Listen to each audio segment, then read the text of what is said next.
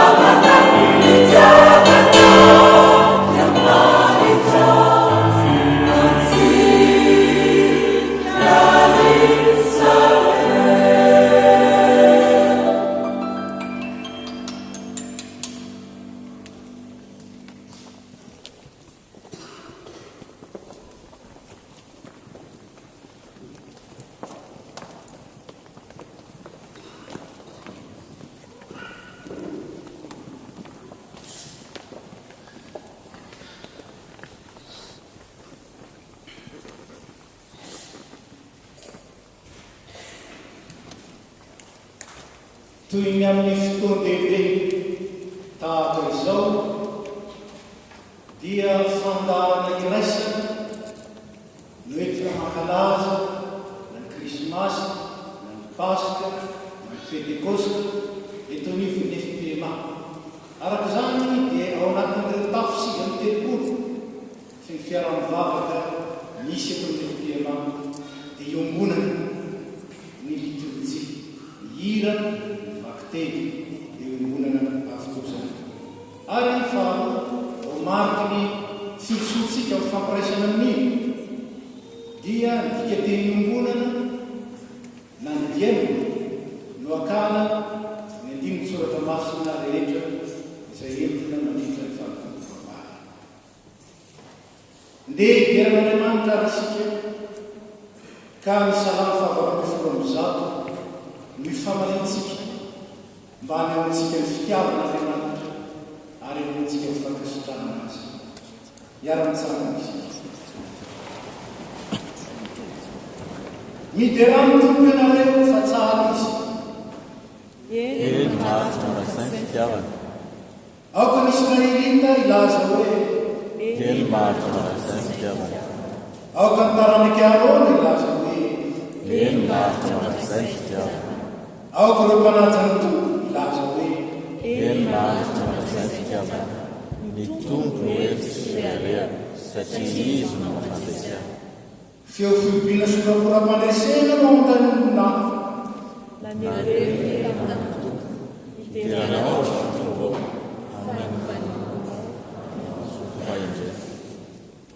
ny vato ny lavo ny mpanao trano no efa tonga fehizoa avy amin'ny tompo zany ka mahagaka io masotsika ity no andro nataon'ny tompo.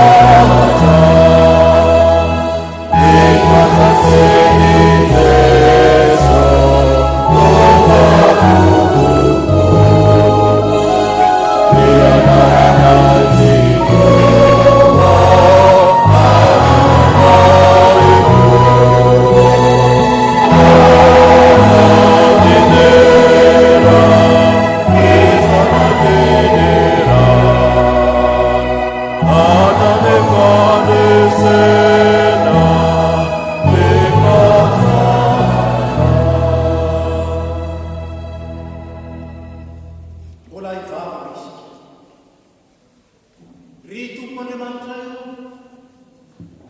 Andriamanitra mandrakizay, Andriamanitra telo zay iray, Andriamanitra mahagaga, Andriamanitra tsara sady mpanao tsara, misaotra anao manome voninahitra anao zay, fa sitraka ao ny falinay, sitraka ao ny ampiraisy ny feonay amin'ny feon'ny Anjely, manome voninahitra sy manakatra anao amin'ity andro izay manan-tantara eo amin'ny fiainan'ny fiangonana ity, satria andro ahatsarovana indrindra fa velona ny Andriamanitra ary efa nandresy ny herin'ny fahafatesana sy ny herin'ny maizy, manangana ny olombao mizotra amin'ny lalan'ny zanak'Andriamanitra ary mikely ny mandrakizay nao.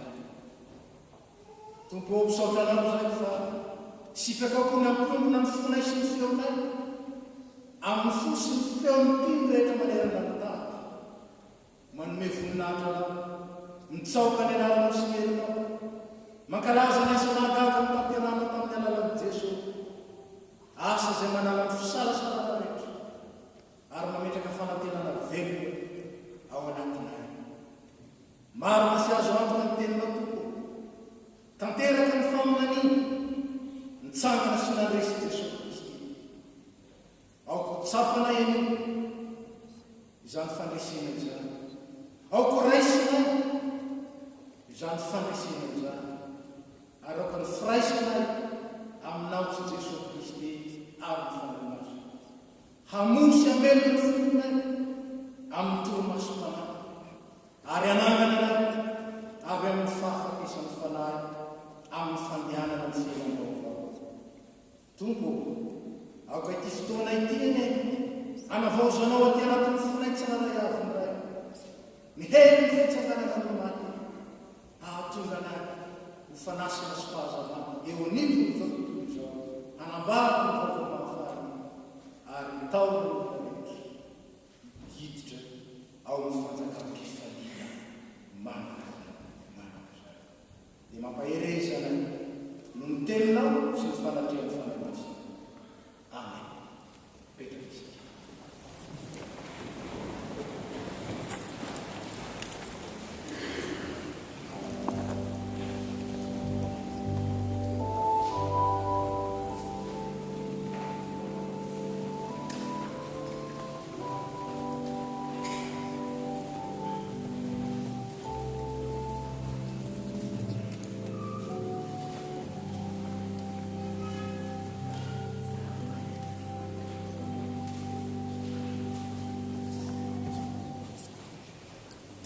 Riavana ny fahafatesan'i Jesosy Kristy teo amin'ny asyfijaliana dia nampiseho maromaro amintsika fa halan'Andriamanitra ny fahamaizina, fa marikorikom-pahotana ary tsy tiloty ny Andriamantsika satria Andriamanitra masina.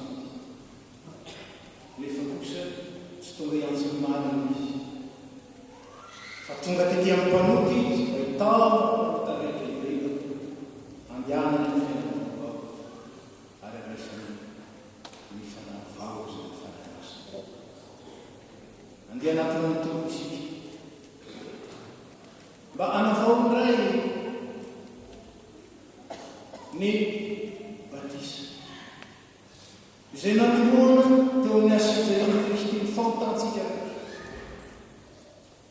ary mba hananganantsika amin'ny fanahy vaovao ka anao sy marina. Dia ary-vavaka isika hiaiky ny fahotantsika ary metraka izany nytotsiny asy-Jesosy. Ry Andriamanitra tomponay eo, tsapanay ngabe ny fitiavanao anay, nandritry ny herinandro io dia navelanao adiny tena manoloana ny lalana nozorana sy izay nieretanao, ary koa manoloana ny zavatra takinao aminay izy raiky. Ary ankehitriny amin'izao andro fahatsiarovana nitsanganany tamin'ny maty izao, dia tetona ny finay sy ny fanahinay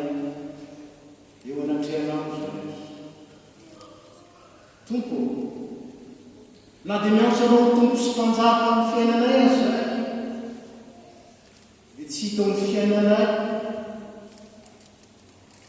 fa ny fanahinao tokoa ny manjaka sy miseho eo ny fitenay, eo ny fifandraisanay ndraiky, eo ny asanay, eo ny toetranay anatiny sy mivelona. Tsy nataonay lohalahary ny fikatsana marina ny fanjakanao sy ny fahamarinanao. Fandraisanay vita no sitraponay sy ny fahafinaretanay. Momba manolotra kely ny fotoananay, ny fanananay, ny fahaizanay, ny herinay, ny fonay ho anao soa amin'ny sitraponao izay. Tsy mba nahay mitsoa vavolombelony ny fahamarinana izay.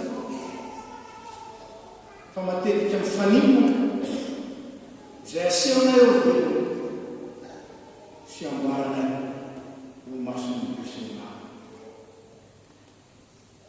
Tsy mba ampifiambenana izay tokoa fa ataonay ambikambiny eo miezaka sy ny asanay mivavaka sy ny fiainona ary ny fandinina ny teninao hanitra mora lava ny fantapanazy zay ary tsy ampifahatokina sy tsy ampifinao. Nefa manantonanao zay akany amin'izy ao zay ianao no manana ny teny ny fiainana manao zay miaiky sy mifinto anatrehanao zay fa diso fa ay no zany rehetra zany namonoana anao teo ny asotsaky ho amin'ity pastory ekeo re mba hiara-ino sy ho faty ao amin'ny Kristy eo amin'ny asotsaky ny fiatsara-belatsinay, ny fahalainanay, ny fiodinanay, ny fahotanay rehetra sy ny faharatsampananay amin'ny namanay mba hiara-mitsangana amin'ny olo-baovao zay olo-baovao mandeha amin'ny fahazavana ny teninao sy ny hery ny fanisin'ny Kristy ny fahafatesany sy ny ratsy ka dia anaiky sy aneo amin'ny mafi-piainana rehetra fa Kristy ny velona tao anatinay ary Kristy tokoa miaraka rainay dia fanao tarao aminao zay eo zay ao tany sosao zay ao afakely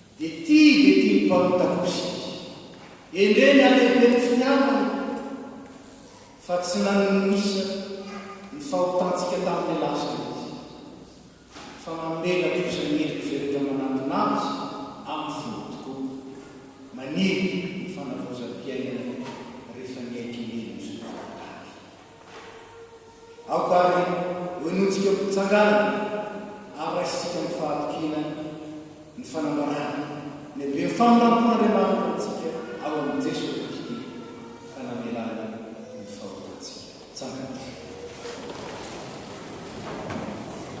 fa fantatra reny fa tsy zavatra mety ho simba tahaka ny volafotsy ny volamena nanavotananareo tamin'ny fitondran-tena ta zay azonareo tamin'ny hitondrazana fa nirasona Kristy tondrany zanany tsy misy kileny ary tsy misy petipety zay fantatra raha telo fony tsy mbola ary faharoena am'izao tontolo izao fa efa naseho tamin'izao any faran'izao noho ny aminareo zay milona Andriamanitra ny lala dia ilay nanangana azy tamin'ny maty ka amin'ny voninahitra azy mba iorena ny finoanareo fanatenanareo amin'Andriamanitra voavela ny kareo ny rarahany tompo Alleluia migerana Oh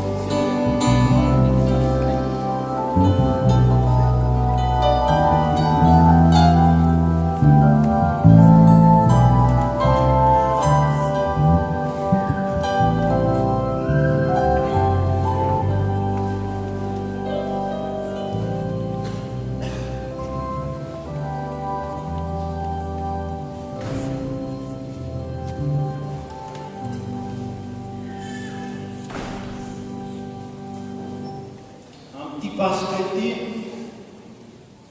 misy ireo ray aman-dreny izay manolotra ny zanany ho an'Andriamanitra amin'ny alalan'ny batisma, ary misy koa olon-dehibe izay nataony ny fanahy ka dia tianamaky ny fandorantenany io amin'ity andro pasika ity. Manomana fomampanantsika amin'izany isika ataontsika ny hira 7:100 amin'ny voalohany sy fahatelo, ary dia mangataka ny fianakavian'ny zaza sy ny havantsika izay amin'ny tena ao amin'ny batisma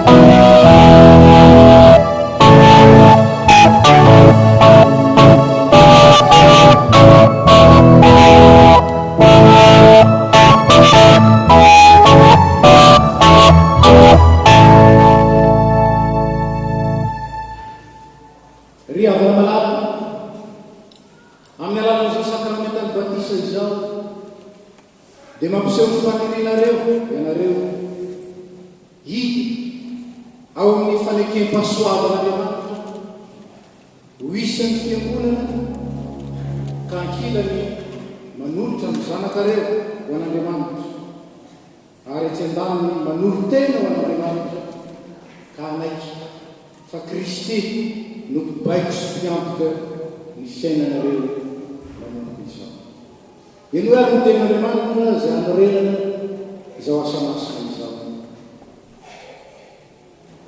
Hoy ny Tompony, efa nomena amin'ny fahefanarena tamina sy ty-antany koa mandeha any ianareo dia ataovy mpianatra ny firenena rehetra, manao batisa azy eo amin'ny anaran'ny Ray sy ny Zanaka ary ny Fanahy Masina, sady mampianatra azy tamina izay rehetra nampidiko anareo, ary izao mombanareo manakariva ambara-pahatonga ny fahataperana. Ary hoy ny fanekeko ho amiko sômina mba amin'ny taranaka mandiby anao hatramin'ny taranaka faramandiby, ho fanekena manak'izay mba ho Andriamanitra sy ny taranaka mandiby anao azy. Hoy ko ny soratra masina, ary tao aminy namorananareo tamin'ny famorana sy natao tany, tamin'ny fanesorana ny tenany nofo, dia tamin'ny famorany Kristy, fa niarana levina taminy ianareo tamin'ny batisa, izay niarahanareo natsangana taminy noho ny finoana ny asan'Andriamanitra izay nanangana azy taminy. Fa ianareo rehetra dia zanak'Andriamanitra amin'ny finoana Kristy Jesosy, fa na iza ianareo natao batisa ho amin'ny Kristy dia nitafy ny Kristy, tsy misy nitsony na Jiosy na diky na andefo na tsy andefo na lana vavy fa iray any nareo rehetra ao amin'ny Kristy Jesosy.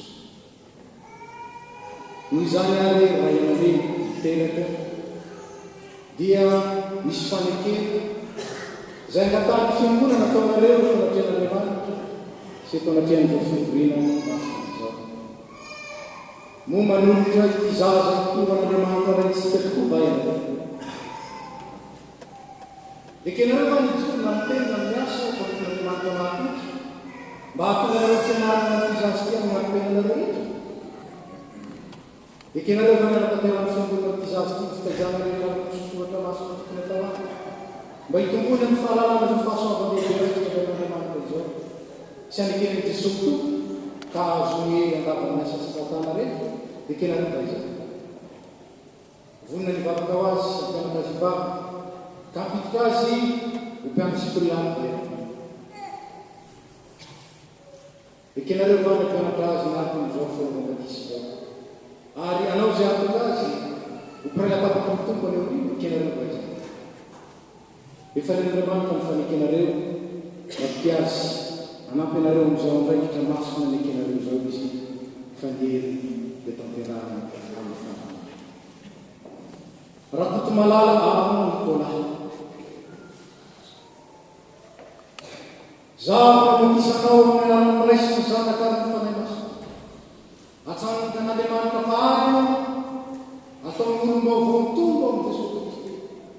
Ka androsiko eo mason'Andriamanitra sy masony io ary tomboteny izay miaraka amin'ny Jesosy Kristy. Mahatoky le natsanao izy atanteraka nao tsara rehetra voninahitiny mandiana ny fahasoavana.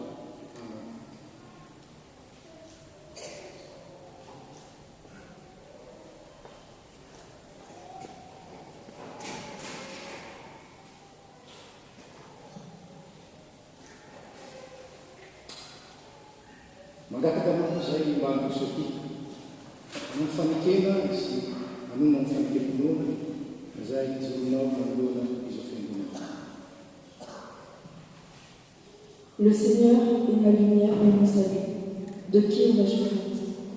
Le Seigneur est le rempart de ma vie. Devant qui tremblerai-je? J'ai demandé une chose au Seigneur, la seule que je cherche, habiter la maison du Seigneur tous les jours de ma vie, pour admirer le Seigneur dans sa beauté. E tu unajana jamani Josephine, manekia kwa Jesu Kristi mtuku sianjamamushu. Eke kinyamu asi ya mfiangana na hakamini yako nama wahakamifanya bahati na jamani. Eke niandani satana sinyasa wakamifanya ratreji. Eke ni usu kwa ukuna bandasi pamazantu. Ni yakina jamanta, ni yakina panamaya kuzana. Amen. Mandre zany fandoratenanao zany ny tompo izay manantonao izy tsy mba hilavo mihitsy. Mahatoky satria tsy miova amin'ny teny ny tompontsika, tsy miova amin'ny fikasany, tsy miova amin'ny fitiavana, omenanao le mieran'ny fanahy masina, hitoeranao ao aminy hatramin'ny fanahy. Raha tefinanary ny rantsoa, zaho manapatisanao amin'ny alalan'ny ray sy ny zanaka ary ny fanahy masina.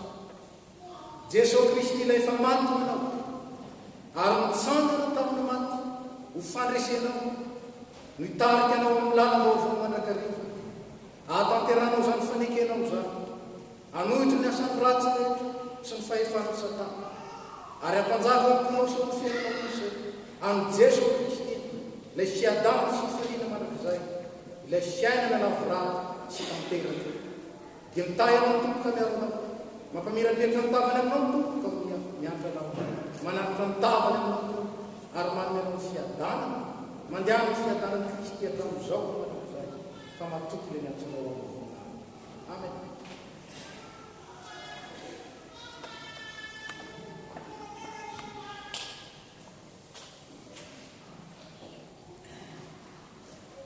Riavana isika fiangonana koa dia vavolombelona eo anatrehan'Andriamanitra ny olona izay ny raisy fiangonana tamin'ny alalan'ny Jehovatisa izao iara-mitsangana isika anatrany mivavaka isika ry Andriamanitra tsy toa tena ty dia tianay tokoa ianao ary ny fitiavanao dia ny aloha ny fitiavanay raha mamaly ny fitiavanao reto korinao reto satria ianao rehefa tia ny aloha dia ekeo zany fitiavana izany aza vao ary ampitomany manan-karivo zany fitiavana izany aza otianao amin'ny fony reky amin'ny sainy reky amin'ny fanahy reky amin'ny hery reky ary aza mitoro ny fitiavana amin'ny fitiavana ny hafa tombo tsara in'indro mangataka aminao zay ny fanahinao maso mampahery ny tokona vao natao batisa ireto ka ampaharitra azy hatramin'ny farany amin'ny fanarana mampitafiny zanaka mampiraiso enika sy toetrano izy no miasa ny fanana maso izay mitarika azy isanandro isanandro ho amin'ny voninahitra ampindray aman-dreny amin'ny fitaizana zaza mba azahoany mitombo tahaka anao Kristy tena saina fanahy ary fo momba ny fahasoavanao ny ezaka rehetra tao amin'ny fiangonana amin'ny fanabeazana sy ny fampirenana ireto vao vita batisa ireto ho amin'ny filazantsarana angatana amin'ny anaratsoan'i Jesosy Kristy izany amen ry avana hoy ny tompo aminao azavatavitra efa nanavitra anao aho efa niantso ny anaranao amin'ny tompo ianareo ary efa niraisy olo sy olo fiana mampiazy izy atanteraka tsara rehetra anareo ary anareo kosa vavolombelony fahatsara anambaraky fitiavana ary anambara ny fahamary dia mahereza sy mahanazy mazo mipetraka kosa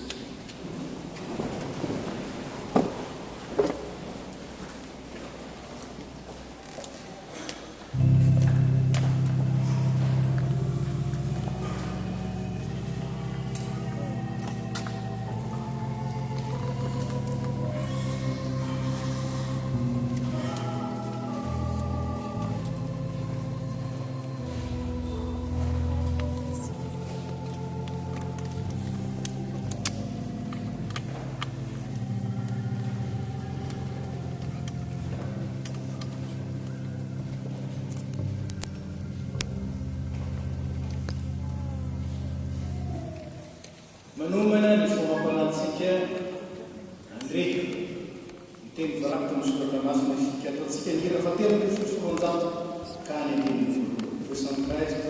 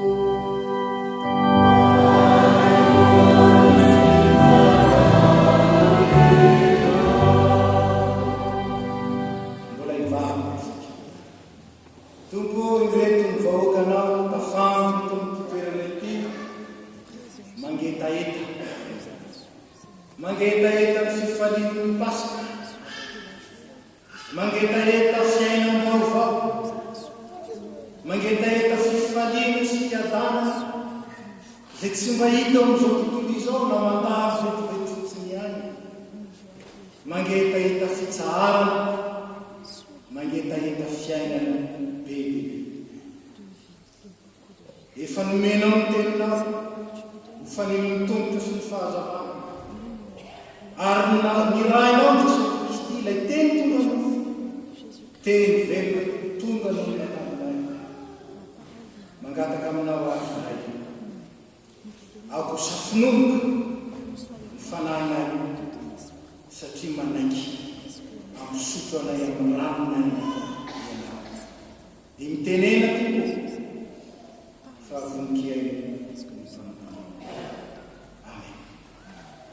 Teny volatry ny pelikopa amin'ity alatin'ny pasika entany fotosoarety hitatsika ao amin'ny boky ny asan'ny apôstôly toko 10:7 ka 13. Actes des Apôtres, chapitre 10, verset 34 à 43. Dia toy izatsika ao amin'ny epistily voalohany ny Korintianina zany kapitolo 7 ny 1 Korintianina voalohany 7 ny 1 voalohany hatramin'ny 1. 1 Corinthiens chapitre 3 verset 1 à 4. Rehefa hita nakitsika misesy araka zany menanany tompo araka nambarako teo dia midika teny iombonana namakiko azy fianareo da manaraka amidika teny asan'ny apôstôly toko 10 dia ny teny miteraka na hoe azo tsara ankehitriny fa tsy mba mijery tavan'olona Andriamanitra. Eny akasitan'Andriamanitra avokoa izay olona manaja azy sy manao ny rano na aiza firenena misy azy. Fantatrareo ny tena nampitondrain'Andriamanitra ho an'ny vahoaka Israely anambarana ny vaovao mahafaty dia ny fampihavanana amin'ny alalan'i Jesosy Kristy ilay tompony olona rehetra. Fantatrareo ny zava-nitranga ny Galilea ary dia nanerana ny Judea tao reny ny toroteny sy ny batisana taon'ny Jaona nanitsaha'Andriamanitra ny herin'ny fanahy-maso Jesosy avy amin'ny Nazareta ka niteny taminy namososa nasikina zay rehetra tao ambany fahefan'ny voly satria nomban'Andriamanitra. Zay dia vavolombelona nahita ny zavatra rehetra natao manerana ny tamin'ny Jiosy tao Jerosalema. Io Jesosy io dia naantony olona tamin'ny azo fijaliana ny namony azy nefa natsara'Andriamanitra vovelona tamin'ny fahateny. Nasehon'Andriamanitra miary azy tsy tamin'ny vahoaka ankapobeny fa tamin'ny vavolombelona efa nitenen'Andriamanitra ny anambarana Jesosy. Miara-mino misososo taminy zay taorina nangan'Andriamanitra azo velona avy any amin'ny manitra ary miambaiko mba hitory amin'ny vaovao mahafaty sy ho vavolombelona namara fa izy nitenen'Andriamanitra ny tsara ny Jesosy. Samy mijoro vavolombelona momba azy ny mpaminany rehetra ka manambara fa izay rehetra mino azy dia azo faminakeloka amin'ny anarany. Korintianina voalohany 7 dia voalohany ka hatramin'ny 1. Koa izao miavaka dia tsy afaka niteny taminareo toy ny amin'ny olona manana ny fanan'Andriamanitra fa toy ny amin'ny olona mbola feheziny maha-olombelona nitenenako taminareo toy ny amin'ny olona zazavao amin'ny maha-kristiana dia rononona mananako anareo fa tsy vetikana satria tsy mbola zakanareo. Na ankehitriny izao azy dia tsy mbola zakanareo nohony anareo mbola feheziny maha-olombelona. Matoa fialonana sy adiady no mahazo lako aminareo tsy miary ady ve fa feheziny maha-olombelona ianareo ka mitondra tena araka ny filamitryolombelona. Raha hoy ny anankiray aminareo hoe zaho alokô ary kosa ny anankiray hoe zaho alamolô motsy ny fanaon'olombelona va matonareo. Mialona makina ny filazantsara dia mitsangana isika nanao ny dimy ny faharoa amin'ny hira fataon'ny fosoloan-javatra ihany ve sambolay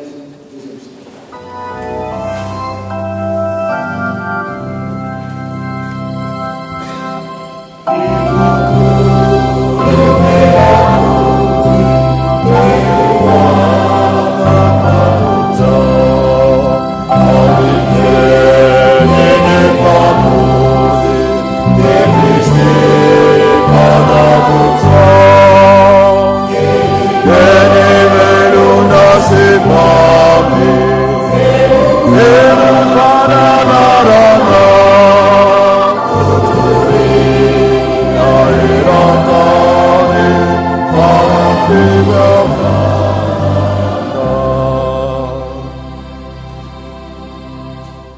taona faroapolo voalohany ka fasity l'évangile de Jean chapitre 20 verset 1 à 9. Jean 20 1 à 9. Ny andro lahady dia nandeha maraina filomola maizimaizy ny Malimagdalena ka any amin'ny fasana ka nahita mivavy fa voesoka lavitra ny fasana. Dia lasa izy nihazakaza ka nakany amin'ny Simona Petera sy ny mpianatra ny Jesosy ka nanotamin'olo hoe nalainy olona tao pasana ny tompo ka tsy fantatra izy napetrahany azy. Dia meky Petera sy ny mpianatra anankiray nakany amin'ny fasana. Niara nihazakazaka izy olona saingy nihazakazaka faingala kokoa ny Petera le mpianatra anankiray ka tonga tamin'ny teo amin'ny fasana. Dia niondrika mitsika izy ka nahitana mavaraky mipetraka teo nefa tsy niditra. Tonga koa Simona Petera nanaraka azy dia niditra tao am-pasana ka nijery ny lamba-pata mipetraka teo sy ny lamba kely misarolana amin'ny lohany. Tsy niara-nipetraka tamin'ny lamba-pata fa voavavy amin'ny tokana dimy. Tamin'izay dia niditra koa ilay mpianatra tonga tamin'ny fasana ary mahita ino tsy mbola fantatra ny mpianatra manko ny fomba masina manambara fa i Jesosy dia tsy maintsy mitsangana velona avy any amin'ny maty.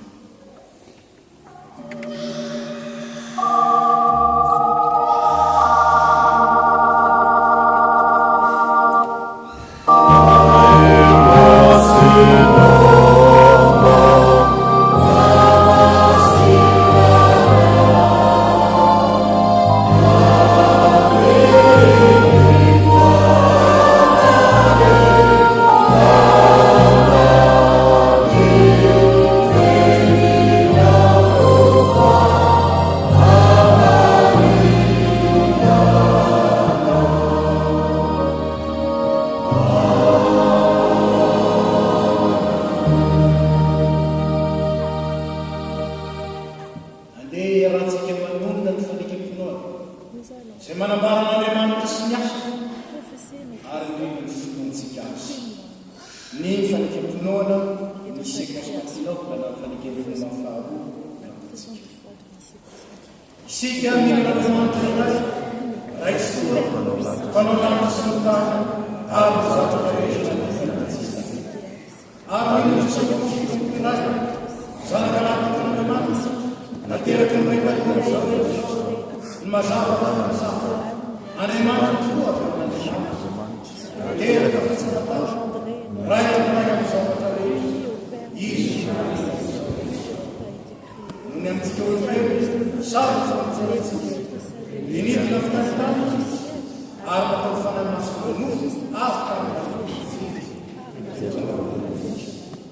momboana taon'ny azo fijanina ny fanafonanatsika tamin'ny nafahamokolafo izy zany izy kanaleva zanany tamin'ny fahatelo ary miakatra amin'Andriamanitra ary mipetraka avy any ny ray amin'ny voninahitra tsara resy ary manaraka sika mety fanahy maso tombo sady fanohy aina zay avy amin'ny resy ny zanany ka hitsaona isakalazainy miaraka amin'ny resy zany izy tena sika mety fiangonana iray miorona ny fanambaran'ny apôstôly ary manery zao isika manaiky batisa iray fanelana sady manantena fitsangana raiky amby efapolo amin'ny zato ny dimy ny voalohany sy fahadimy mielo tonana ny afatra.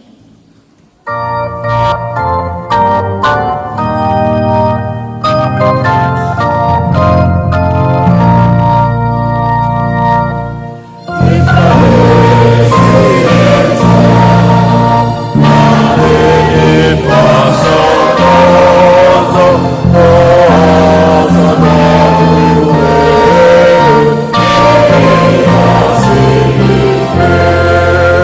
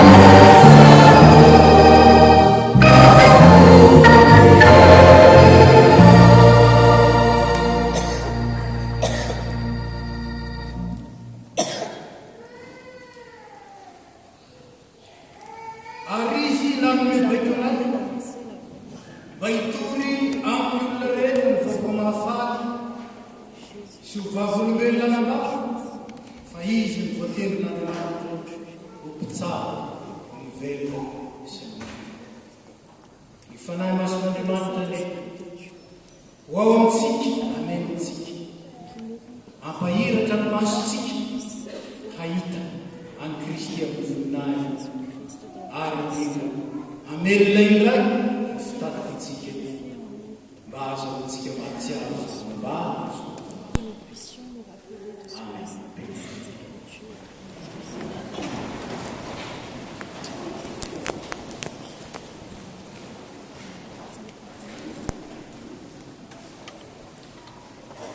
Asa raha sika an-tsaina hitatsika ny Petera miteny eto ankehitriny milaza hoe azoko amin'izay azoko tsara ankehitriny iza tokoa moa ty Petera miteny teny ndeha lazainatsoka hoe tsy nahazo tsy mamaky te nefa koa zany Petera zany dia tena azo lazaina hoe misikita tamin'to nanao ny tompo mihitsy ho azo lazaina hoe andro fiaina natonga azy ny lokana fa nahafaty azy zay anaty na izanaiza lianao anaraka zany Petera ny afanampo samidy ambary fa tsy ampy ny afanampo apakarana sy velomana ny fomba n'Andriamanitra tsy ampy ny afanampo azontsika mafantatra marina n'Andriamanitra Jesosy Kristy fa tsy maintsy mamantatra ny teny izy tsy maintsy milona amin'ny teny izy tsy maintsy mahatsiaro ny teny miaro mifikotra amin'ny teny isika motsy zany fambarana Kristy nongenone motsy zao tsy fahalalana reny soratra masina sy herin'Andriamanitra zao da ny mahatisa mety manana fanampotsy mety manana etaeta tsara mety manana finiavana zay mahatehidera izy tearopan'Andriamanitra kanefa raha tsy ao amintsika ny tenin'Andriamanitra raha tsy azavain'ny tenin'Andriamanitra tonantonana ihany diso fanantenana ary dia mitanjona tianytombo amantsika jereo kely tantara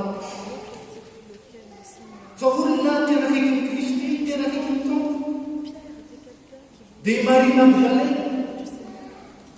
ilay vehivavy zay tonga menaka manitra nanosona ny tombotry ny tombo nandraraka menaka lafo dia lafo vidy naneo ny fitiavany tombo Petera raha nalazay teo lehilahy tena mifikitra tamin'ny tombo nilokany ary zao le samy laza ny filavantsara hoe lay lehilahy tia tombo tena tia tombo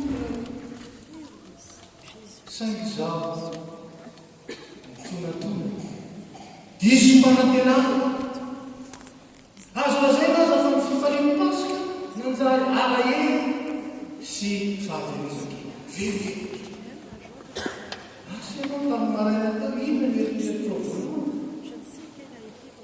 nanaona ny tao anatinao tao faly vao ny fo joyeux Pâques sa ohatra inandray fa izy telo mianadala eto sahirantsay ny maraina ny Pasika fa nahoana tao amin'ny maty ny tadavany velo tsy zany nambarany zao nazy zany piso nanambarany filavantsara telo mitady amin'ny tombo ao amin'ny zay tsy misy fa aiza aiza ny tompo dia ao tena ny tompo dia tenan'andriamanitra raha vo manokatra ny filazantsaranyzao izy dia mahitsy ao fanambarana ny teny n'andriamanitra ary ny teny tao amin'andriamanitra hatramo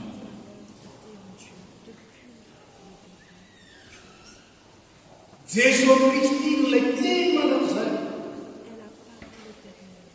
ny raha n'andriamanitra ao amin'izao tontolo izao mba ho manoe ho akaikintsika vonina amintsika hiara-monina amintsika mihoatra amin'izany mba ho velona fiainantsika izany Jesosy Kristy nambaraka tamin'ny teny farany fa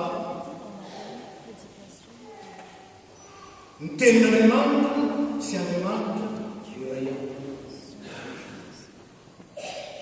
iray ihany n'andriamanitra sy teny satria Jesosy Kristy ny teny noho izany no manaiky ny Kristy dia manaiky ny teny ary no manaiky ny teny dia manaiky ny Kristy tsy azo salama misy fahalalana ny tenin'andriamanitra farako zany dia tsy fahalalana ny Kristy ny fanalavirana ny teny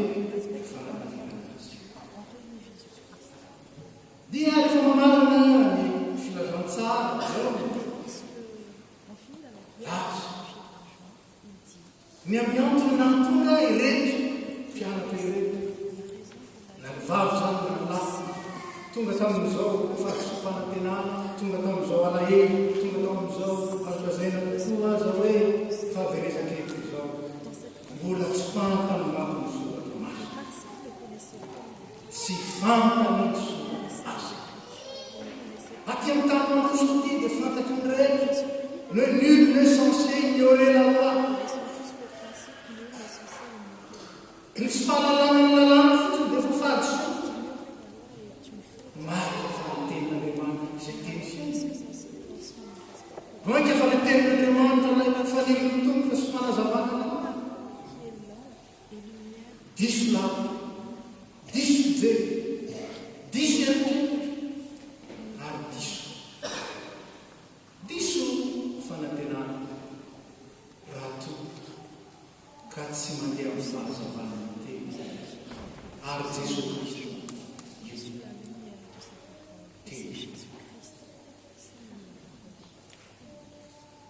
zany tsy fahalalana tsy fahafantarana izany zay nahatonga ny Petera nandanto ny lavo ny fahafatesany fito amin'ny azy zany tsy hoaminao zany to ary ny lavo azy ny mampianatry ny tompo azy nanda azy teny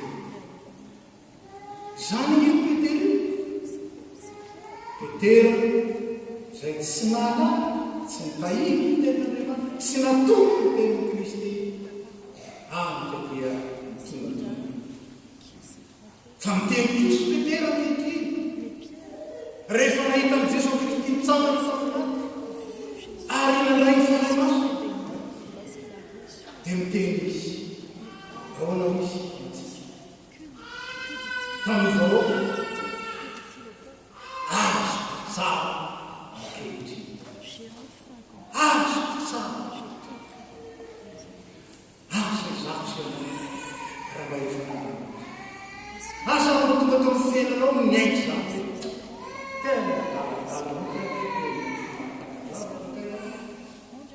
fa zao kosana hafa fantatro satria miraisitry ny tenin'andriamanitra fantatro satria ninoko ny tenin'andriamanitra ny fahamarina ny tenin'andriamanitra fantatro satria iaina ny tenin'andriamanitra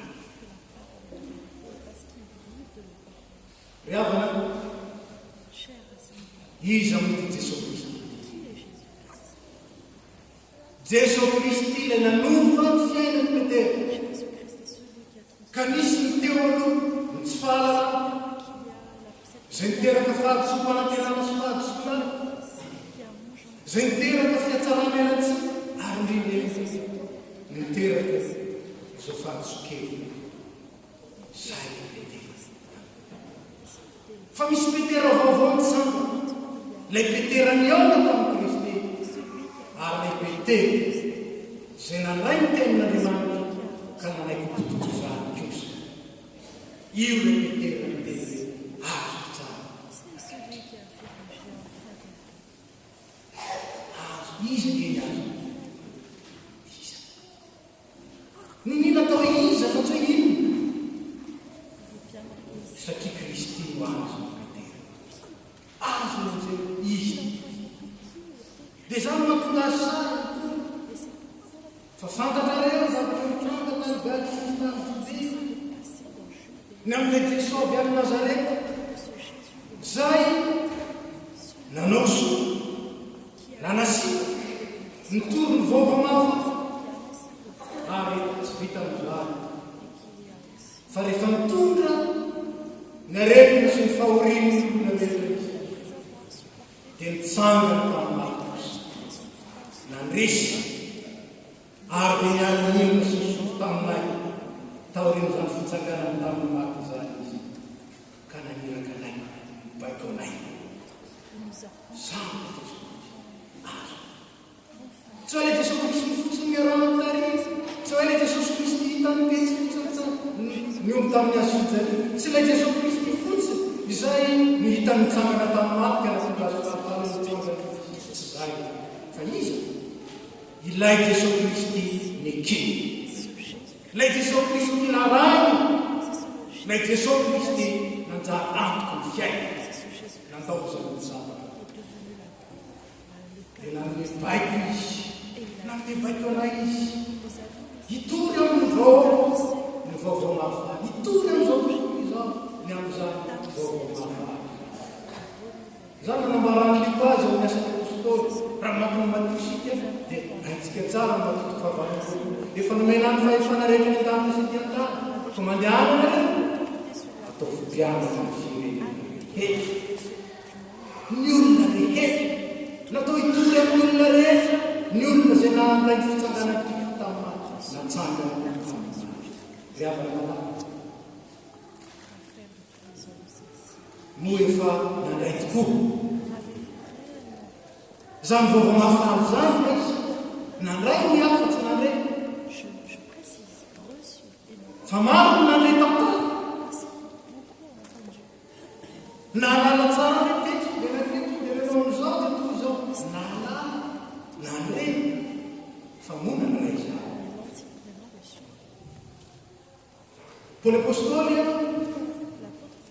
dia namerina ny fiangonana tamin'ny voalohany namerina ny mpianatra tamin'ny fanamarina ny fitsangana Kristy tamin'ny zay misy heviny roa ny ray any ray sy ny maro inona ny ray sy ny maro ny fitsanganana tany raha zay verina Jesosy Kristy dia hananganay amin'ny maty izy tsy zany fa tsy zany namarina ny apôstôly inona namariny voalohany dia izao ankehitriny izao no nandray ny fitsanganana maty izao no mandray ny herity fitsangana Kristy tamin'ny maty anahoana hoy Paoly nanonao tao amin'ny fiangonana tamin'ny Roma izy koa niara-nalevina tamin'ny Batisa ho amin'ny fahafatesana isika mba ho tahaka mananganana ny Kristy tamin'ny maty tamin'ny voninahitra no any amin'ny mpianatsika kosa ho amin'ny fiaina ho amin'ny vata io ny fitsanganana maty io no kasika ao antsika misy ny avant sy ny après ny théologie sy ny taorina inona ny théologie fahalalana tantara inona ny théologie mahalala matsaina fotsiny tany amin'ny sekoly alana fa inona kosa ny aorina dia nandray fanavaozana ny fitsanganana Kristy olo vaovao raha misy olo ao Kristy io Paoly dia olo vaovao izy efa lasa ny zavatra inona ny zavatra taloha ny tsy fahalalana ny soratra masina ny fanambanina ny tenin'Andriamanitra ny fisalasalana ny amin'ny fahamarinan'Andriamanitra na dia naseho tamin'ny lery lehibe na dia naseho tamin'ny fahazavana ny mpahamasina antsony ny tompo kosa izy antsony ny tompo isika mba hamantatra ny teny hilona amin'ny teny ary manteraka izany teny ahoana nge ny marika ahitana izany tsotra ihany misy ny teo ary misy ny vava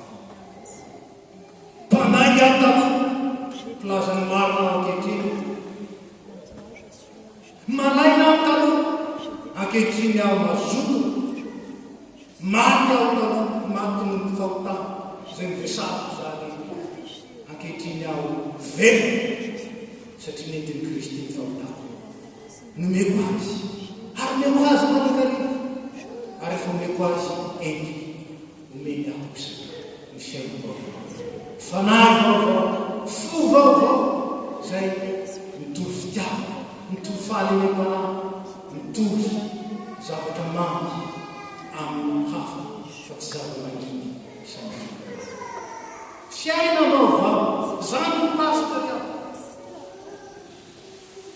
karaha ka mbola mety tsy hitako ny fiainako zany dia mbola mety ara-tantara ihany mety ho zavatra manararatsaina ta tsy taoko ihany mbola mety ho zavatra noraisiko ahy pastor fa tsy noraisiko kosa ho ahy mba hanatanterahako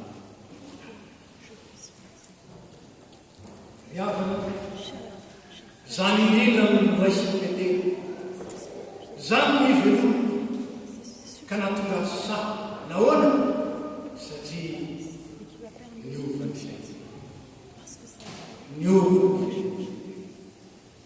niovany fijery tetero ary dia nanjary le eritreritra rehetra teo izay azonazay ny darako natonga azy nitomany rehefa avy nandamiko ny teny nitomany kotsany ranomaso ny tavany petero satria tsy vitanena hely izy fa hitany ny fanotrany zao vositsy tsy lay mitomany fa le sa ary mitory amin'ny rehetra hoe azoko tsara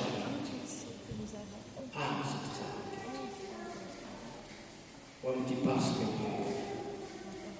zany no afaka iray tiana fitaina aminao avy amin'ny tena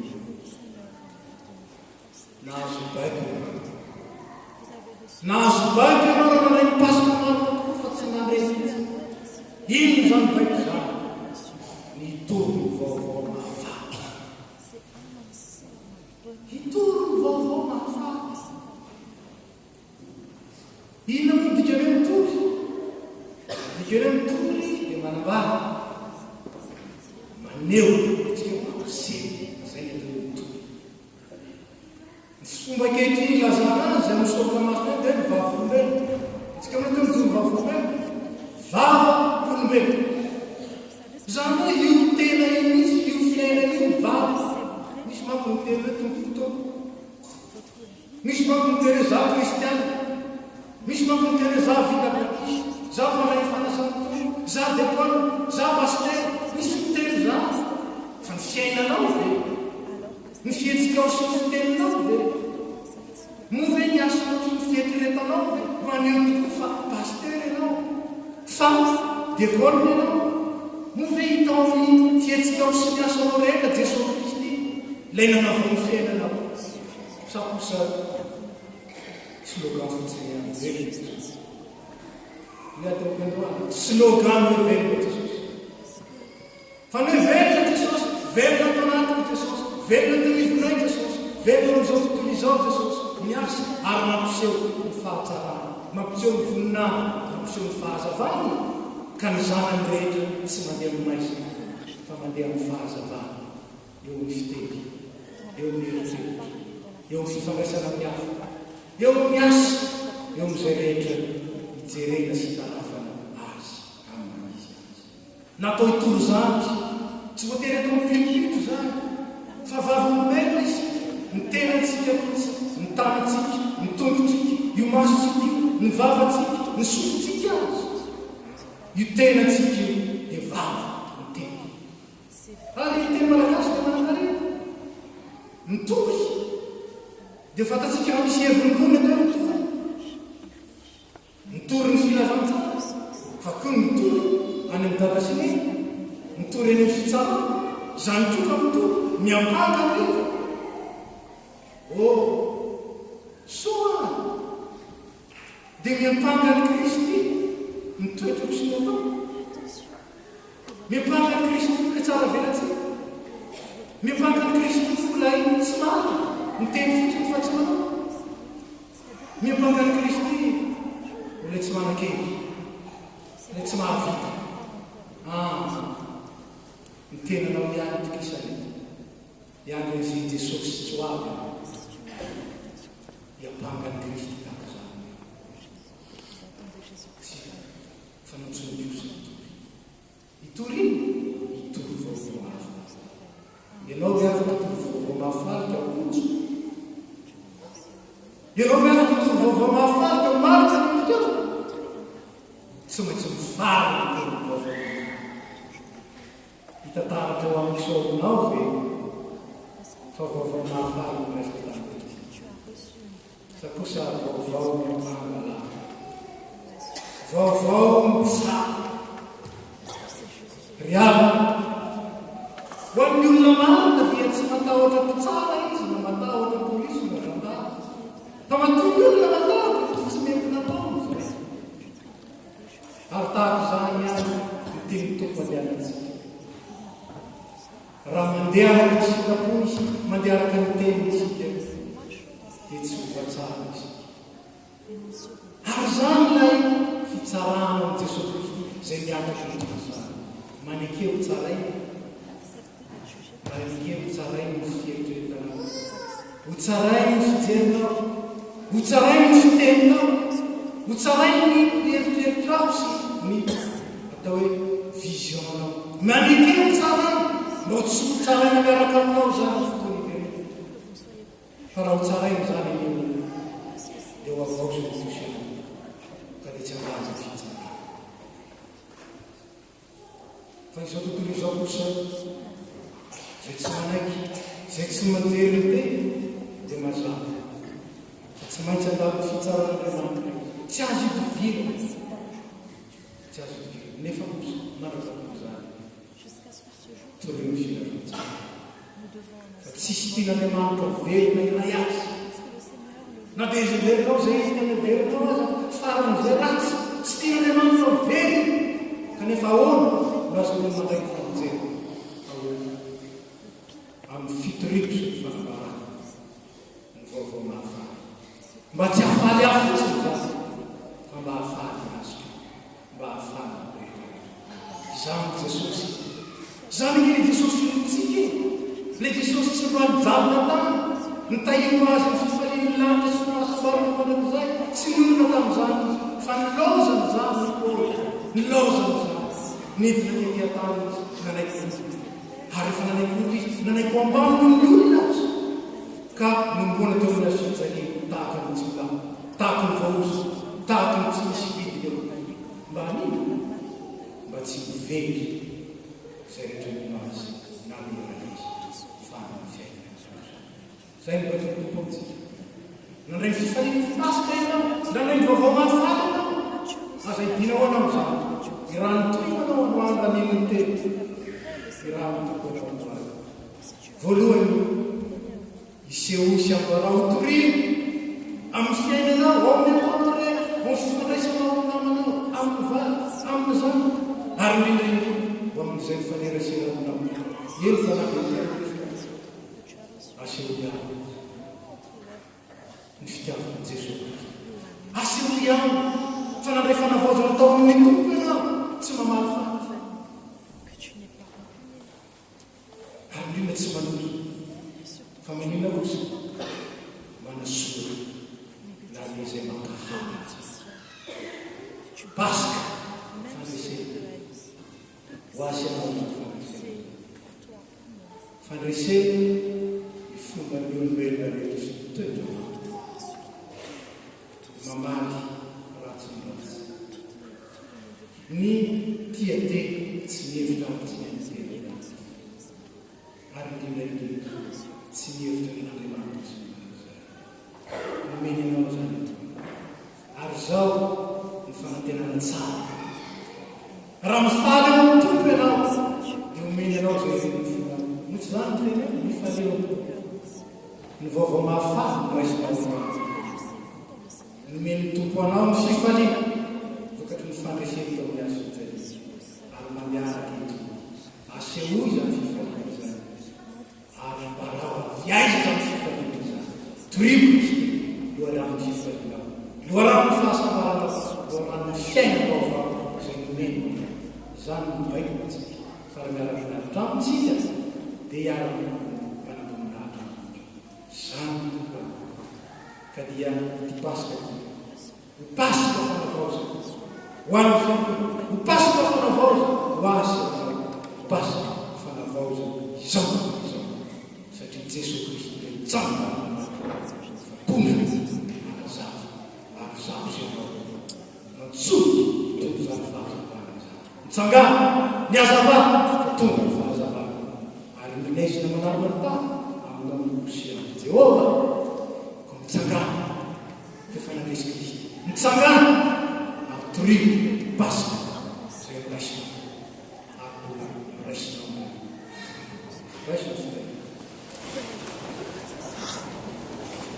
amin'ny rehetra ny fahasoavan'i Jesosy Kristy ny fitiavana fanatranay ny firaisana ny fananaso atanteraka nareo amin'ny planina n'Andriamanitra ka tonga ny fahazavana tonga taozao vo maika antsopika satria manana moloko matoky zay no avaoza Kristy irahany vavolombelo zao tokoto zao ka tonga ny mahababo fa ho Kristy ny fahatsarana fa ho Kristy tezezero atokony any azo anareo izy ahatanteraka izany dia miavarany pasika izany amen.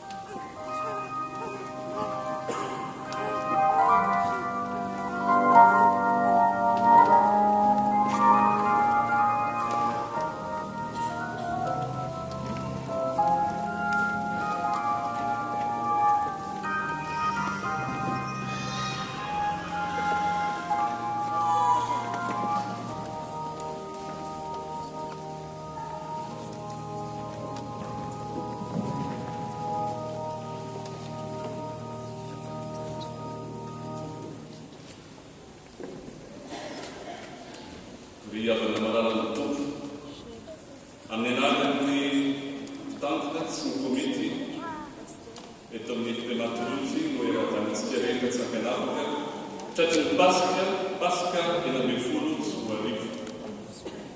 Velona Jesosy aresy ny fampatesana tsy nahatanjonazy ny fasana ary ny heriny dia mahagara fa tsy takaky ny saina ary tsy miova omaly sy anio ary manak'izay ny fitiavana.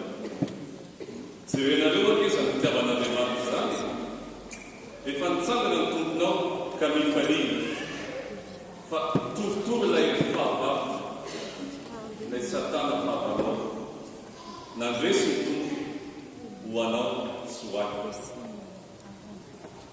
Koa arabaina sika sakanavaka arabaina tratry ny pasika ianareo ray aman-dreny ajaina tratry ny pasika ianareo vahiny marobe tonga mamaly anay an'izao alahady ny pasika izao tratry ny pasika ny isa-pianakaviana ny tanora ny ankizy eto amin'ny fiangonana nitsangana tokoa ny tompo ary mbola velona izy mbola miasa mankary ny fanahy koa miara manantena sy miara paly amin'izany isika ary miaraka ny kristiany miratana koa alleloia voninahitra anyely man'Andriamanitra ary niterain'Andriamanitra izay nanangana ny Kristy fa tsy tapitra eto an-tany ny fiainan'ny mino fa mbola mitoy any an-danitra mantak'izay ary man'ny fiainana izay rehetra mino tamin'ny raha pasika sambatra ho antsika rehetra ho an'Andriamanitra kely mefona.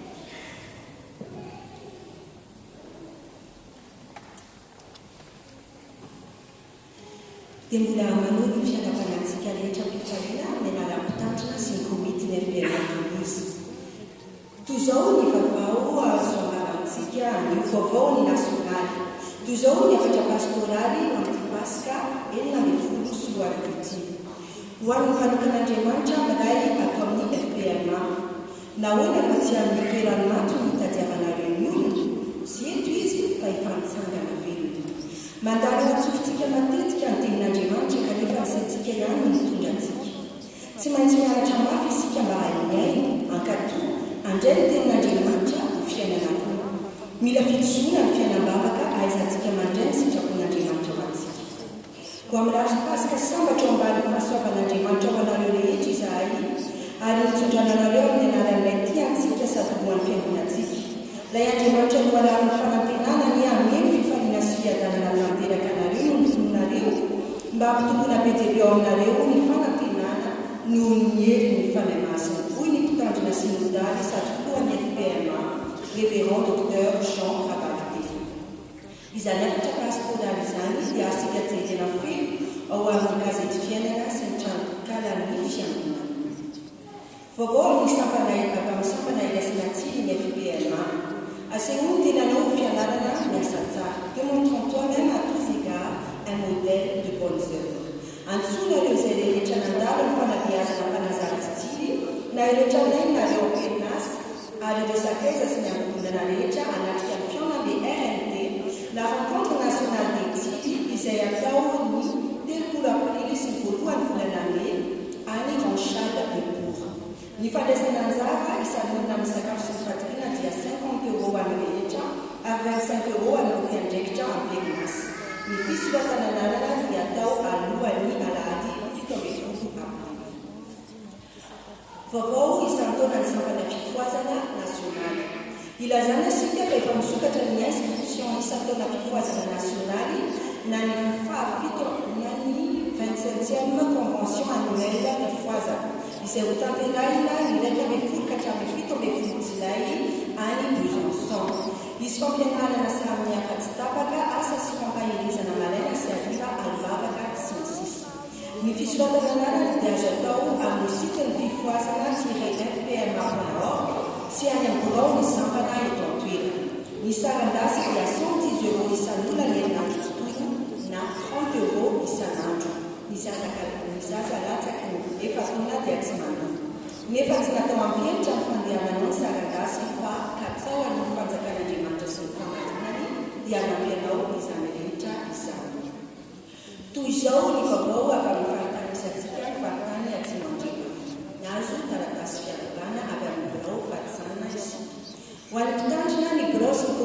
vahoaka n'Andriamanitra fahatany atsimo-andrefana, fiadanana ho anareo.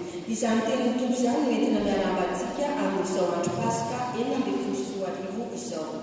Tsy voakosoka ao am-pontsika mihitsy any ny fanantenana fa tsy maintsy hanjaka ny fitiavana, satria efa resin'ny tompo ny fahafatesana dia mahatoky isika fa ny fiainana no anana ny teny farany. Mirary andro Pasika feno fifaliana sy fiadanana ho an'ny tsirairay avy sy ny fiangonana dimy. Dia manome fotoana ny rehetra any amin'izay kabeatsimo ny fito sy valome any la grande motte. Hoy ny mpitandrina mpandrindra ara-pitondramana na Charles sy ny voalohany varotany Ramiliation Tagny. Vauvau concert STK FPMA Sud. C'est avec une immense joie que nous vous annonçons le concert Sud 2016 qui réunira les STK des régions FPMA Sud-Ouest et Sud-Est ce samedi 2 avril à Clermont-Ferrand. Peace for Unity, la paix pour l'unité, appuyée par le verset dans Éphésiens 4:3, tel est le thème que nous avons choisi pour marquer cet événement empli de partage et de fraternité, dans le seul but de glorifier notre Seigneur Jésus-Christ par la louange. Plus de 150 jeunes de ces deux régions sont attendus à Clermont-Ferrand pour y apporter toute la dynamique et pour faire briller le nom du Seigneur dans le sud de la FPMA. En espérant vous voir nombreux le jour J, on vous dit tout simplement rendez-vous le 2 avril. À Dieu seul soit la gloire. Vauvau ZKB Grand Sud.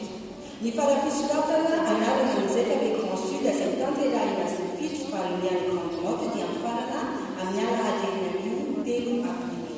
Ny loha hevitra amin'izany dia ampajerenantsika fa aoka isika ifampanjinika hampandroso ny fitiavana sy ny asa tsara. Ny sarandazy dia 60 € ho an'ny 13 taona miakatra ary 30 € ho an'ny ankizy efatra ka hatramin'ny 12 taona. Araka ny fahadaminana nalosy tamin'ny akatra dia mitondra ny fiaravidiana ny mpizaika, ireo izay manana toerana dia milaza, ary ireo tsy manana fiara dia milaza ihany koa eo amin'ny fisoratana anarana. Mitentina 80 € et sans sas péage aller-retour be indrindra ny remboursement omen'ny fiangonana ho an'ny fiara ary tsy maintsy mampiseho ticket de dépense. Ny remboursement dia omenany fiara feno ary mamonjy ny fitaovavana ny asa lotsy amin'ny sivy io sasany sy mamarana ny fotoana ny alahady amin'ny ora. Manentana antsika izany isoratra anarana ny amin'ny groupe Alampy Edgar Andrianatoandro na ao amin'ny site internet fpma-toulouse.com. Toy izao ny vaovao eto amin'ny tafitsika. Taratasy fisaorana. Ho an'ny mpitandrina sy ny fiangonana FPMA Tafo Toulouse. I Pierre Siono sy Miriam Makasomianta ary ny fianakaviana manontolo dia manao etona ny fisaorana anareo tamin'ny famanginanay no ny fody mandrina reny sy prêt-à-pot aminay Madame Raphaël sy Rabarzone. Voatafiry ny fianakaviana tamin'ny teny mampifampianonana sy fampahelezana momba andranom-bavaka avy amin'ny fiangonana mety ny mpitandrina. Tsapanay tamin'ny fiara mivavaka tamin'ny naladiny sampandro iny fa tsy namelanay misafanerity ny siraka natsaka andrano ianareo ary tanteraka tokoa ny fitenenana hoe mitavandalahy maharanitra mitavandalahy miara-oly amin'izay oly ary mifampitondrana mivesatra. Tsarona tokoa fa miamaivina ny fahoriana ny anjara taminay. Dia mananjitra ny fankatenemana ny fiangonana miranja nisany ary mitapaka sy namana mifanotrina taminay tamin'ny fotoana iny. Tsy vitan'iny nitondra ny teny mampampahelezana ianareo fa mbola nanotra ihany koa ny anjara levelana nofotena amin'ny tampiavanana.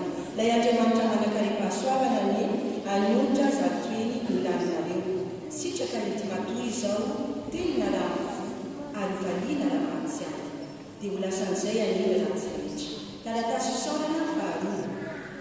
Ny fianakaviana Lazarin-Tsainon'Andrianay sy Also dia manindrindra ny fisaorana sy fankasitrana ny fiangonana manontolo tamin'ny fanehoam-pitiavana fampahelezana vamintenin'Andriamanitra vavaka ary fampihavanana nasionareo tamin'ny hamonjany ny iray malalana. Nanoana ny fona tokoa ny fihetsikareo ary isaoranay feno Andriamanitra ny nanomezana anareo anay ny mpianakavy aminay ao amin'ny tompo. Dia timonay ho an'ny tsirairay sy misy atokantrano ny fiadanany dia mba ho fifaliana indray ane arahantsika ny fampisarana manaraka hoy inaiko sy azosoka zavitsy. Vaovao avy amin'ny sekoly ny tenin'Andriamanitra. Favelona sy mahery ny tenin'Andriamanitra io ny teny valeva ilay STA Toulouse entina mankalaza ny 10 taona. Koa manasantsika andray anjara amin'ny fifaninanana sary famantarana na logo mianga amin'ny teny fanevanio.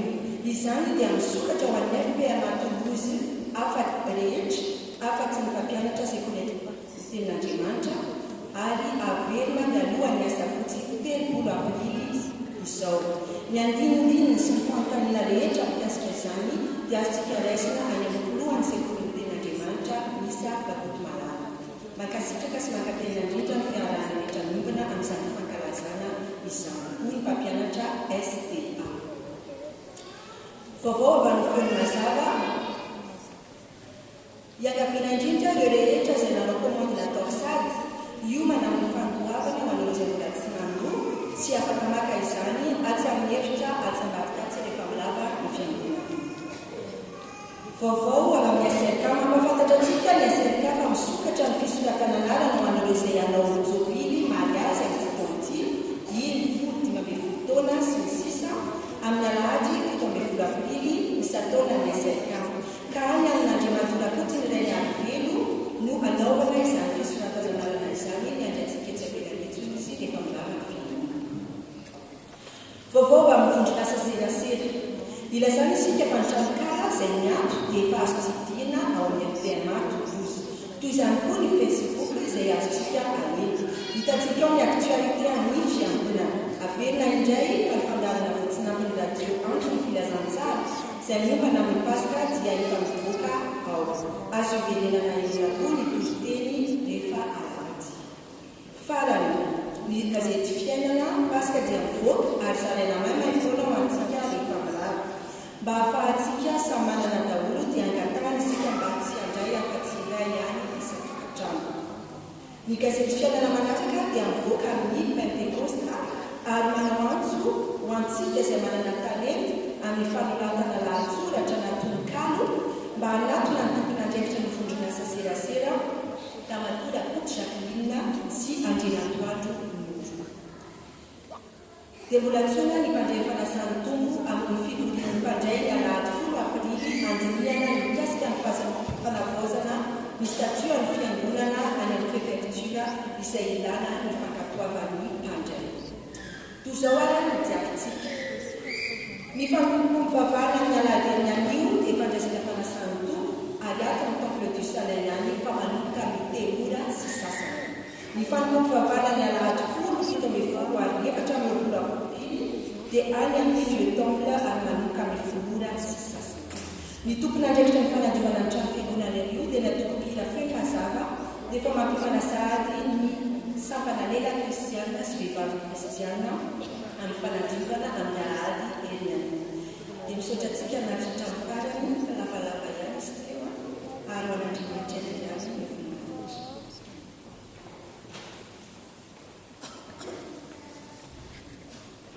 Amin'izao amin'ny Paska izao dia misy ireo izay tonga mamaky fianakaviana, tonga mamaky ny tanàna Toulouse, tahaka ny fisian'ireo izay lasa sy tanàna Toulouse. Ho anareo izay mitorakafa, hafa, tonga eto, angatahana mba hitsanjana rahabaiko na fiangonana ary fisodrano na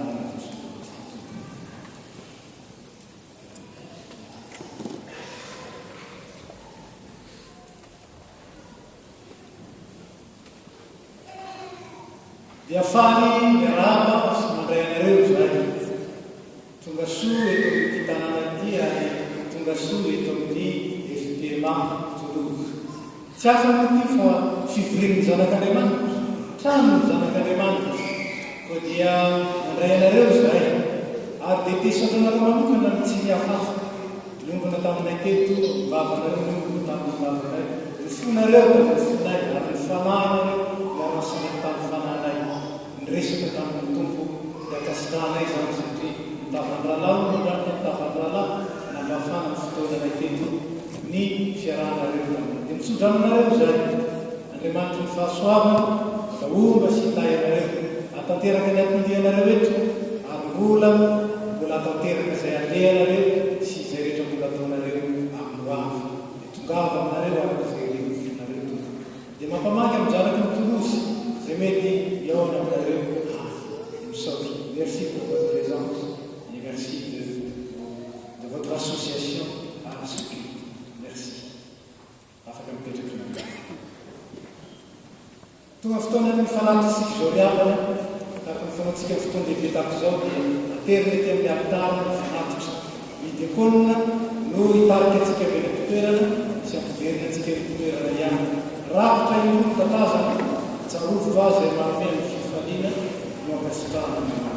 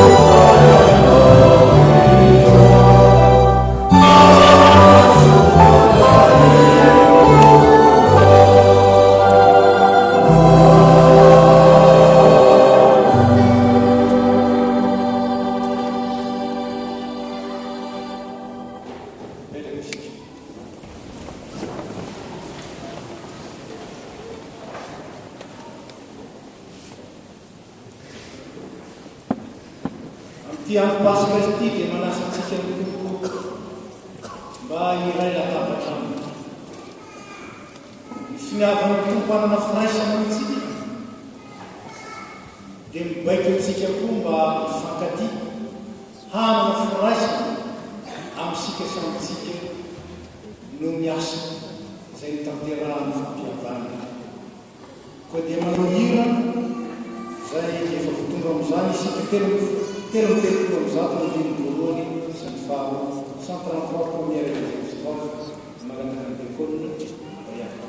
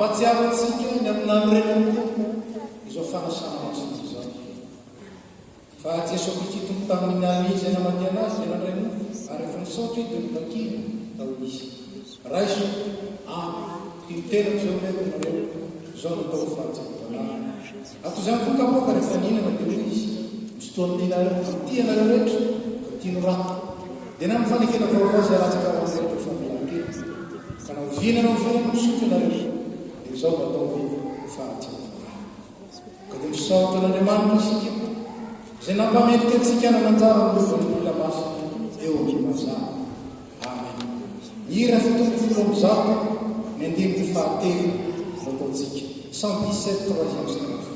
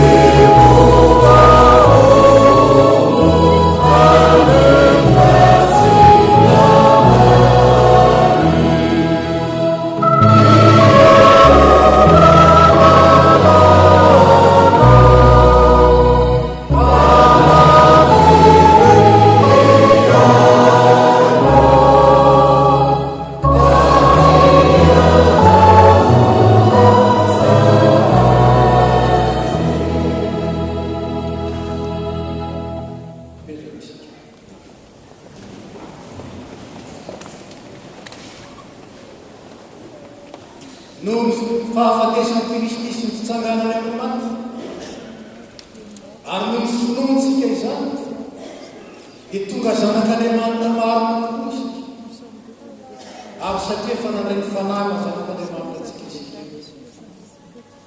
dia afaka manino ilay vavaka nampilan'ny Kristy zanak'Andriamanitra rehetra misy nanenina tonga neny fatakana atao ny sikola dia tianatahakamenao rena izany sara ary mamelanaka tahaka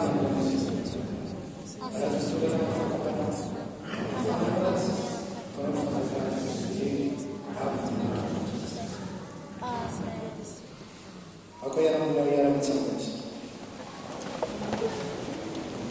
ny mofo zay takitsika dia firaisana ny tenan'i Jesosy Kristy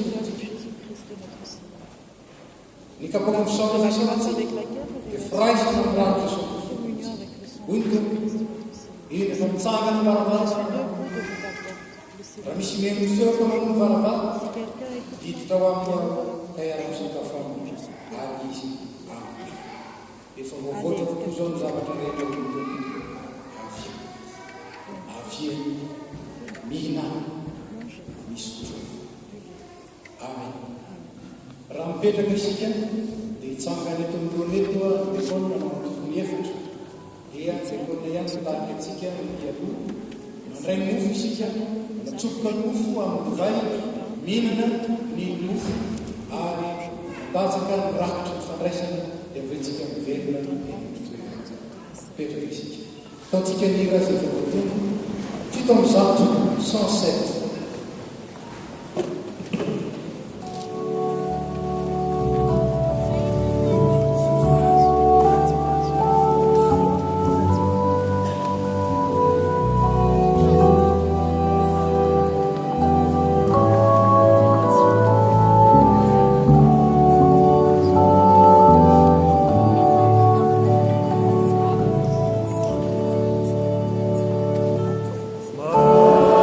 Maria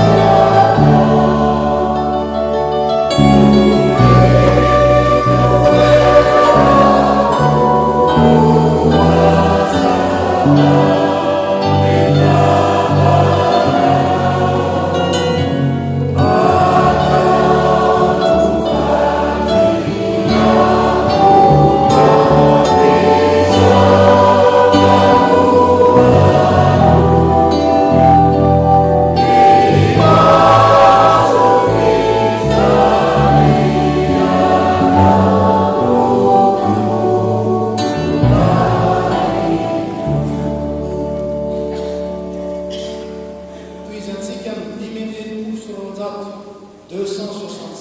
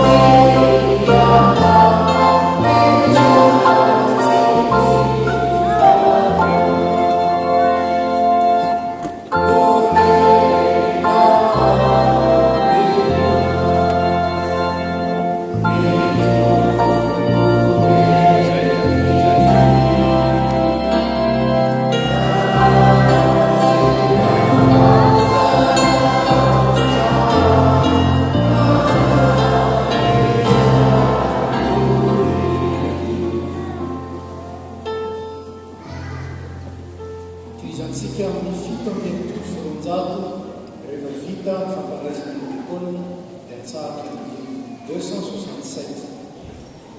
Oh,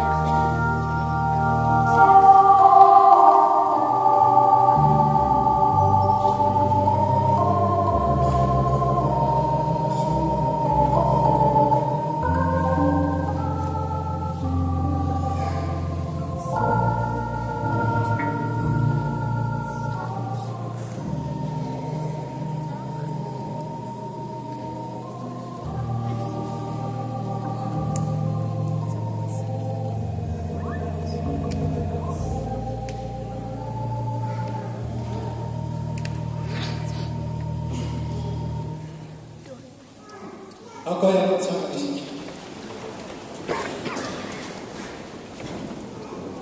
Jesosy Kristy tompontsika zay vombika amin'ny azy fijalina ka nitsangana tamin'aty. Rehefa nanome anareo ny tena ny sonorano zay nanavotany anareo tamin'ny fahotana rehetra. Izy ny ampahetsy aronareo amin'izany finoana maro ho fahasambarana amin'izay ho aminareo any ny fiadana. Ivavaka isika. Sotranao zay tompon'Andriamanitra ny fotoana nomenao ity. Zay nampatseronao indray sy anavaozanao ny anatinay.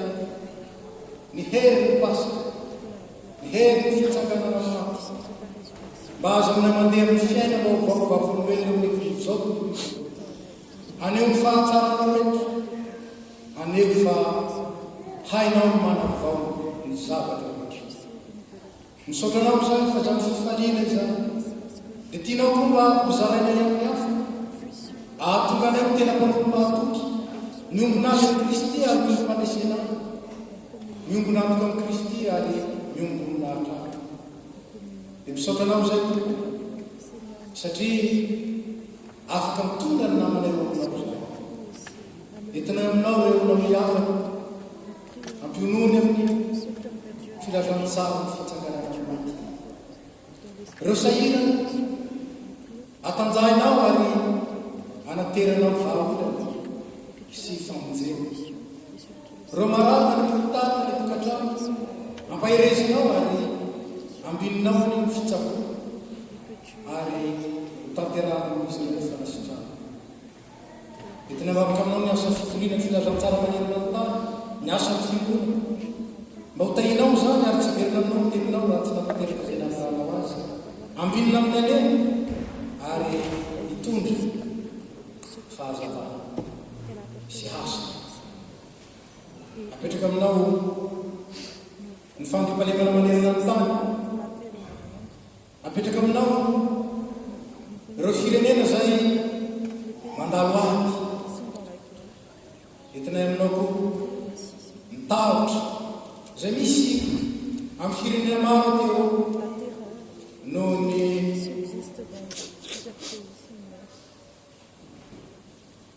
tsy fahazakana. Ny fahazakana ny sasany ny fahafahana. Entinao mavaka aminao ireo kristianina iarana fanenjena mba ampinao ampaherezinao amin'izany arovanao ary mba tsy maintsy isena ny fahafatesana. Dia ataoko manjoro tamin'ny faraiso fiadana. Mivavaka aminao zay ho an'ny firenena mametrarona ity. Mivavaka aminao zay ho an'ny Madagasikara. Mba ampitoerinao ny fiadana, ny fandrimpahalemana ary ny firaisana eo amin'ny firenena. Amin'ny tian'ny pasika ity dia mivavaka manokana aminao koa zay ho an'ny Jerosalema. Ilay tanàna ny fahalemana. Mba hitoetra amin'izany tanàna izany ilay fiadanana nampanantenainao. Ary zay rehetra kosa dia taominao any amin'ilay Jerosalema vaovao. Ny manana manjakana rano, izy, ny fifaliana ary ny fiainana. Dia entinay aminao rehefa fahasoavana ataoko mahay makasika ary ataoko mahay mizara amin'ny hafa. Dia tehirizy manakany mba ny fifaliana io. Tsy voataka amin'izany vavaka izany. Dia apetraka feno aminao amin'ny anarantson'i Jesosy Kristy. Misaotra ny apetraka isika.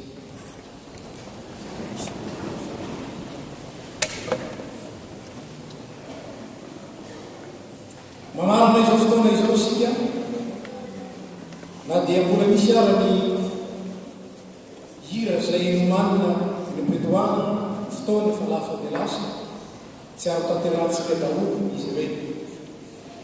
Fa miafatra ho an'ny pasika ampitainantsika dia niatonga ny kristiana da ame isika zany. Tena vavolomeny fitaritra. Ahatonga ny tsy mino sy ny tsy malaka n'Andriamanitra ahitana Jesosy Kristy eo amin'ny ataontsika, eo amin'ny fihetsika isika sy lasantsika rehetra. Ahatonga rehefa izay lavitra ny tontolo tianakaiky te ara-dalànantsika satria vaky volana hoe ao aminareo Andriamanitra ka dia ara-dalànantsika. koa dia anray miafaka sy nitsodrano isika ary orina miafaka sy nitsodrano dia fandraitanana isika mihira ny fanampy ny faenina roapolo ka ny andininy voalohany sy fahatena fanampy ny faenina roapolo no raha itsika fandraitanana aorina miafaka sy nitsodrano zao lafaka tsika avy amin'ny soratra masina koa raha niaraka tsakana tamin'ny Kristy ianareo dia katsao ny zavatra ny ambony any amin'ny toeran'i Kristy sainy ny zavatra ny ambony fa tsy ny zavatra tetany dia aza vela ny tanjaka ao tena nareo mety maty anarana finany fa efa maty ary misaina nareo miara-miafaka amin'ny Kristy koa raha iseho Kristy fiainantsika dia raha miseho amin'ny ko amin'ny voninahitra tsangana isika o aminareo anieto